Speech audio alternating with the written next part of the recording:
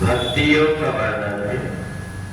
अभ्यासे अप्य समर्थोषि मत्कर्म परमो भवे मदर्थमपि कर्माणि कुर्वन् सिद्धिम् अवाप्स्यसि। भगवान ने 12वें अध्याय में भक्ति योग बताया कि जीवात्मा जब परमात्मा की भक्ति से दूर हो जाता है तो उसके अंदर कई प्रकार की बुराइयां आ जाती हैं, और जब ये परमात्मा के नजदीक आ जाता है तो धीरे धीरे उसकी बुराइयां कम होने लगती है। मूर्ति बनाने वाला जो पत्थर होता है, उस पत्थर में पहले से भगवान की मूर्ति छिपी हुई होती है। केवल कारीगर क्या करता है कि जो अलग से ज्यादा लगा हुआ है पत्थर में, उसको छांट करके अलग कर देता है।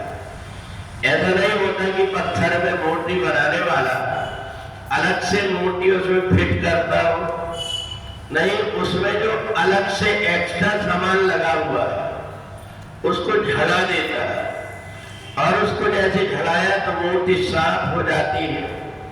ऐसे ही हमारे जीवन में भी हर व्यक्ति के अंदर ईश्वर सर्वभूतानां हृदयदेशे अर्जुन तिष्ठति, वो परमात्मा हर किसी के हृदय में विराजमान है। केवल जो एक्स्ट्रा अलग से कचरा उसके ऊपर रखा गया वो अलग हो जाए। तो इसलिए अभ्यासे अप्य समर्थोषि, इसके लिए क्या करें? बोले करत करत अभ्यास के जड़मति होत सुजान। जब कभी गीता पढ़ने की बात आती है तो बहुत से विद्वान व्यक्ति जो भागवत पढ़ते हैं, सत्यनारायण की कथा करते हैं, उनसे कहा गीता का पाठ कर लो तो हड़बड़ाने लगते हैं, क्योंकि उनका अभ्यास नहीं। ऐसा नहीं कि वो नहीं कर सकते, पर उन्होंने अभ्यास नहीं किया। तो अभ्यासे अप्य समर्थोषि, हमें परमात्मा ने मौका दिया अभ्यास करने का, तो अभ्यास करने से व्यक्ति को हर चीजें अपने आप मिलने लगती, और इसलिए हमें परमात्मा से लगाव है, पर परमात्मा को भी हमसे लगाव है। ये परीक्षा करके हम देखें तो हम इतने दिनों से गीता पढ़ रहे हैं, हर व्यक्ति के मुख से उच्चारण होने लगता है, उसको बोलने में, व्यक्त करने में थोड़ी बहुत कठिनाइयां होती है, आगे पीछे हो जाता है, ताल के साथ बन पाए ना बन पाए, ये दिक्कत परेशानी हो सकती है। परंतु उसके परमात्मा से जुड़ने से इतना हो गया कि उसके द्वारा गीता के शब्द निकलने लगते हैं।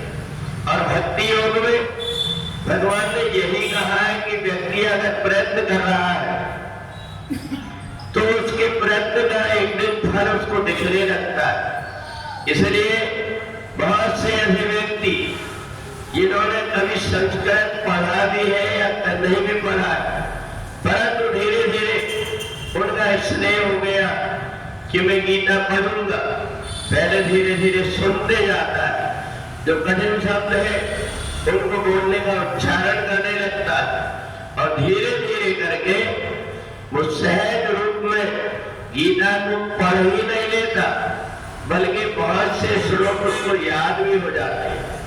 बहुत से ऐसे व्यक्ति हैं जो 11वें अध्याय की जो भगवान की स्तुति है उनको मुखाग्र याद हो गई, उनको थोड़ा सा सहारा पुस्तक का मिले या ना मिले, अपने आप उनको याद हो गया।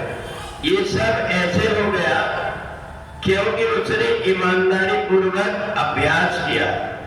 जिस व्यक्ति ने अभ्यास किया है, जिन खोजा दिन पाइया गहरे पानी पे, तो इसलिए हमें ये पता लग जाता है कि परमात्मा जितने सुंदर है उतने सहज भी है, परमात्मा का विश्वरूप भी है, विराट भी है परमात्मा, पर अपने भक्तों के लिए वो बहुत सहज भी।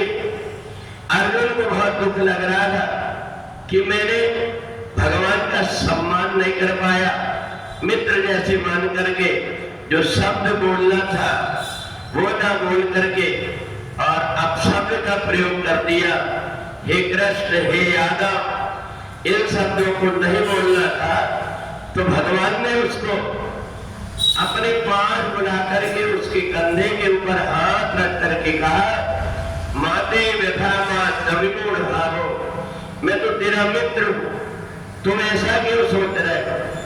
जब तुम मेरे से नाता एक जोड़ लेते हो तो मैं कई गुना तुमसे आगे बढ़ करके नाता जोड़ लेता हूं। और परमात्मा का एक स्वभाव है, हमारी कमियों को न देख करके हमारे अंदर अच्छाई क्या है ये देखते हैं। तो इसलिए ऐसा मान करके जो व्यक्ति भक्ति योग में लग जाता है, परमात्मा मेरे है, मैं परमात्मा का हूं, ये नाता मेरे को बना करके रखना है, ऐसा मान करके जो भक्ति करने लगता है उस व्यक्ति का जीवन कृतार्थ हो जाता है और धीरे धीरे वो कठिन से कठिन काम को भी सहज बना करके और परमात्मा से जुड़ करके अपने जीवन को सार्थक बना लेता है।